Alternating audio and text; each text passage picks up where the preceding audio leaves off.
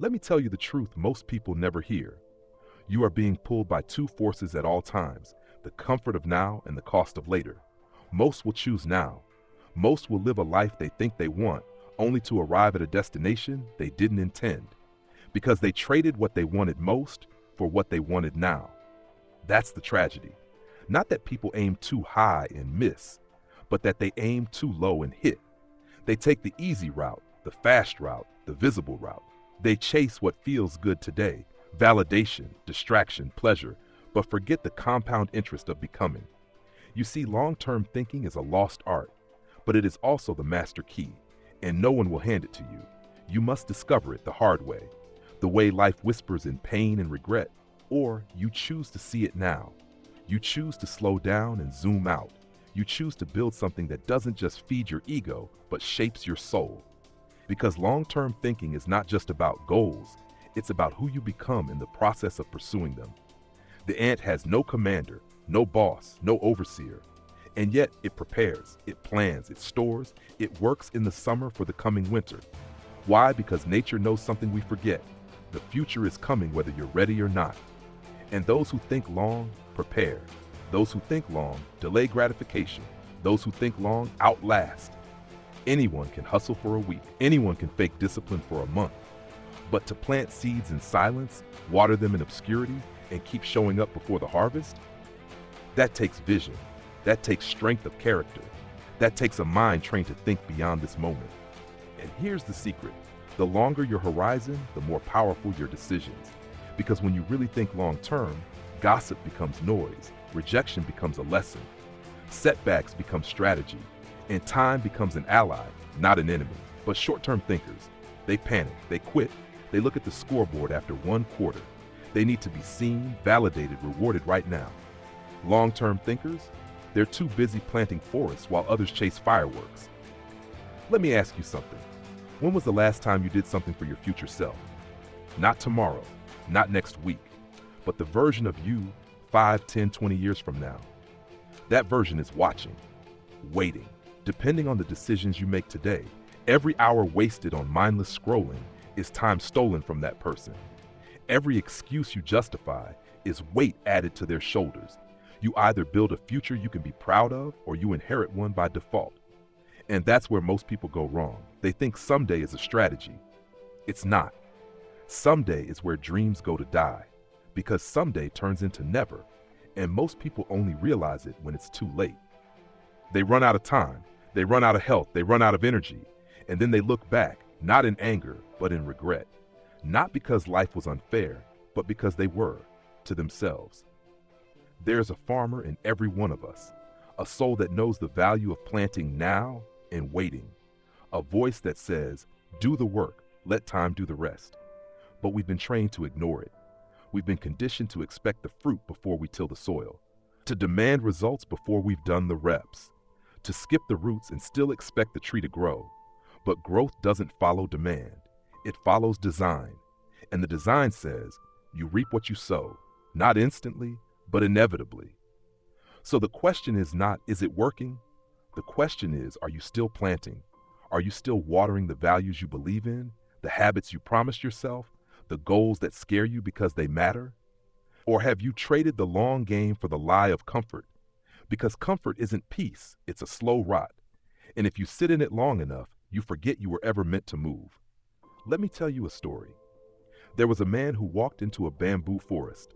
He stared at the ground where he had planted seeds 5 years ago. There was nothing, no growth, no sign of life. He'd watered them every day, protected them, fed them, and for 5 years, nothing. People laughed, gave up, said it was a waste of time. But in the 6th year, something strange happened. The bamboo shot out of the ground and grew 90 feet in just 6 weeks. But here's the truth. It didn't grow in 6 weeks. It grew in 5 years and 6 weeks. Because during those 5 silent years, the roots were digging deep, building a foundation strong enough to support what was coming. That's how your life works.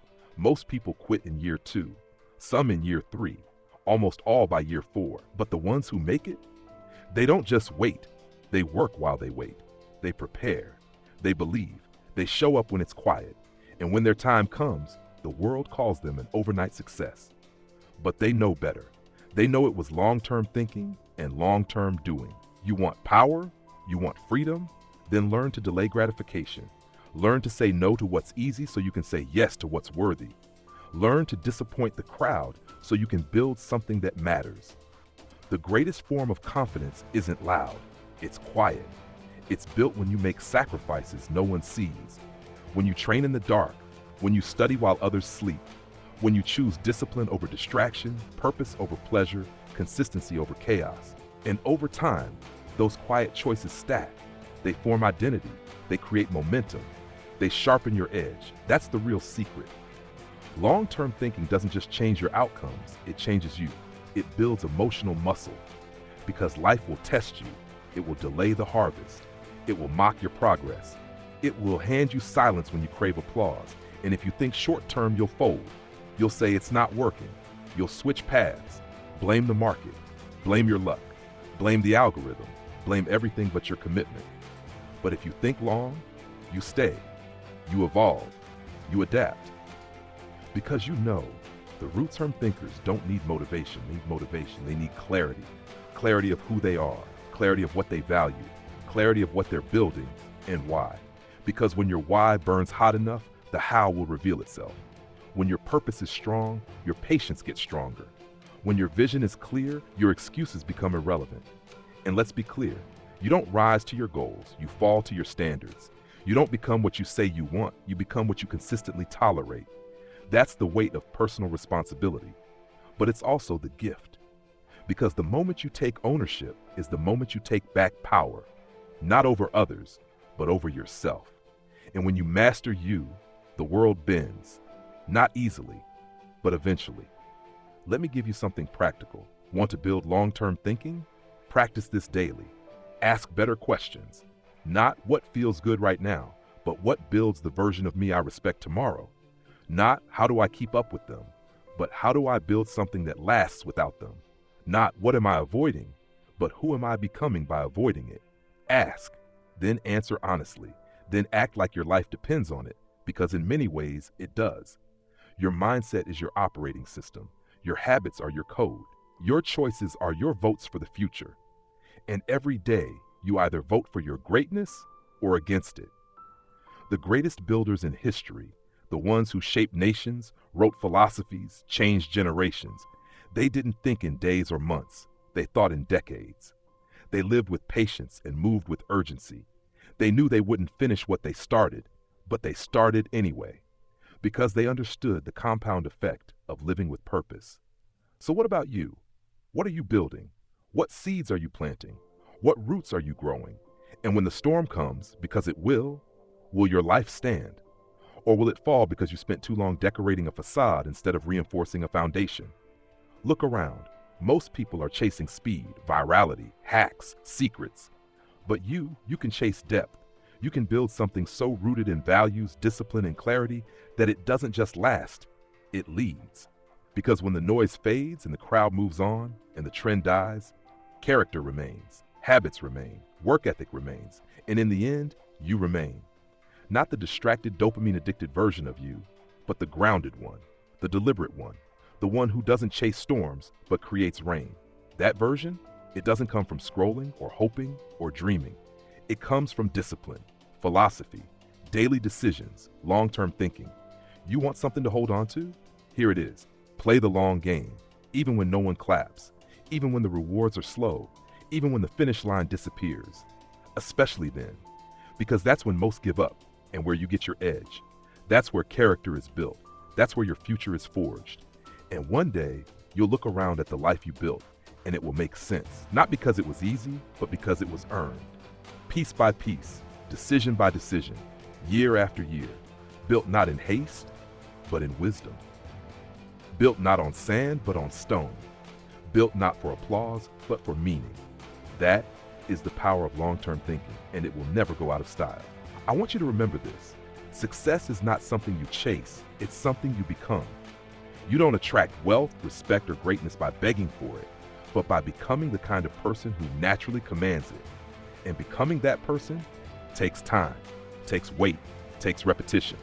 It's not exciting, it's not glamorous, but it works. Because success doesn't respond to moods, it responds to principles.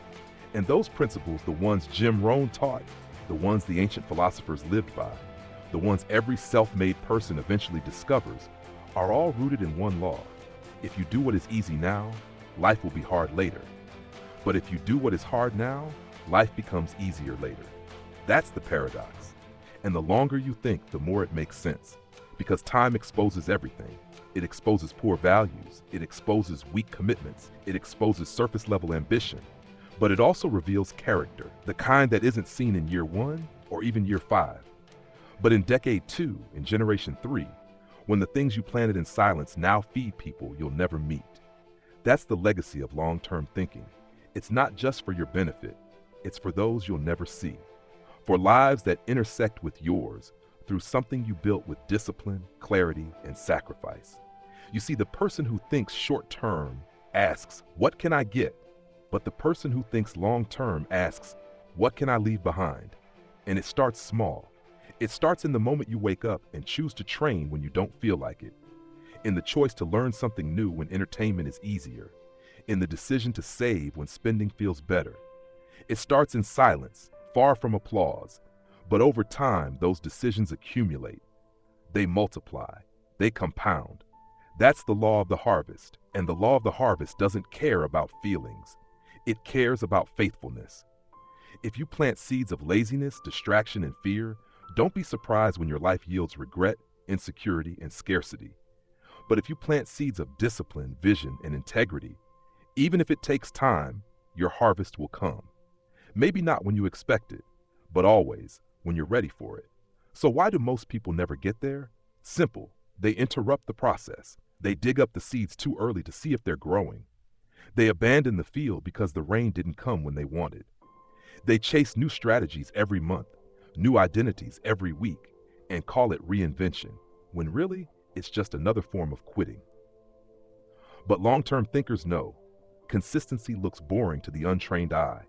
It looks like the same workout, the same notebook, the same meditation, the same business plan, the same hard conversations, the same daily disciplines repeated over and over again.